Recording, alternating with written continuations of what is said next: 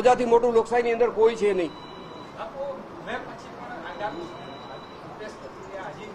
હું બધાને મારી એક વિનંતી છે કે તમે ગોંડલને જે રીતે ટાર્ગેટ બનાવ્યો છે, પછી બેન શ્રી જિગીસાબેન હોય, અલ્પેશ હોય, એની આરે જોડાયેલા એની ટીમના તમામ સભ્યો, તમે કોઈ અણવર બનવાની કોશિશ ન કરો.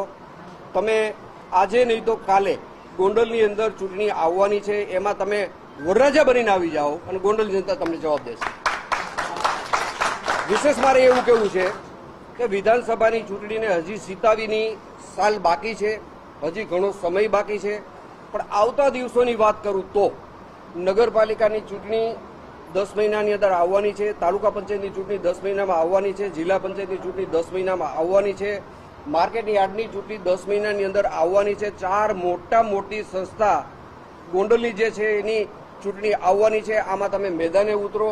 મારી તમને વિનંતી છે, તમે અણવર નહીં બનો, તમે વરરાજા બનીને આવો, ગોંડલની જનતા તમને જવાબ આપશે.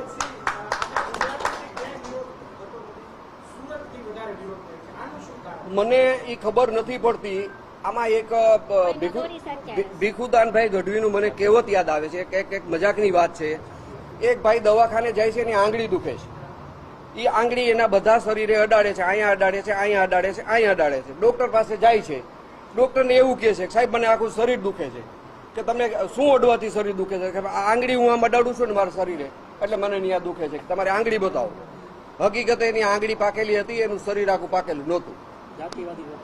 આ બધા જાતિવાદી લોકો છે. જ્ઞાતિ જાતિ ભડકાવીને અહીંયા પોતાનું રાજકીય એક સ્ટેન્ડ બનાવવું છે, એના માટેના એના પ્રયત્નો નિષ્ફળ બન્યા છે. ગોંડલની જનતાએ જાકારો બિલકુલ આપ્યો છે. મેં તો સવારથી મારું ઘર છોડ્યું નથી, પણ મને જનતાનો આક્રોશ મારા ઘરે બેઠા બેઠા જોવા મળ્યો છે. એને ગોંડલે ઉશ્કેરવું છે, ગોંડલે બદનામ કરવું છે. એનું પરિણામ એવું આવ્યું છે કે જનતા ઉશ્કેરાઈ ગઈ. એને ઉશ્કેરવો છે મને. મારો એવો સમય નથી. જનતા મારી સાથે છે અને જનતા ઉશ્કેરાઈ ગઈ છે અને જનતાએ એમનો જવાબ આપેલો છે. આવા લોકોના નિવેદન તો આવવાના જ છે.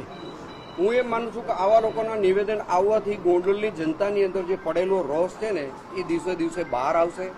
અને જ્યારે મતપેટીની અંદર મત દેવાની વાત આવશે ત્યારે ભારતીય જનતા પાર્ટીની મતપેટી છલકાઈ જવાની છે આવા બકવાસથી.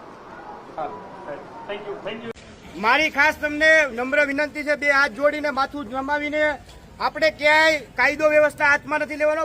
પોલીસને પૂરો સહકાર આપવાનો છે. તમને બધાને મારા ગળાના સોગંદ છે. અહીંયા બધા શાંતિથી બેસી જાવ.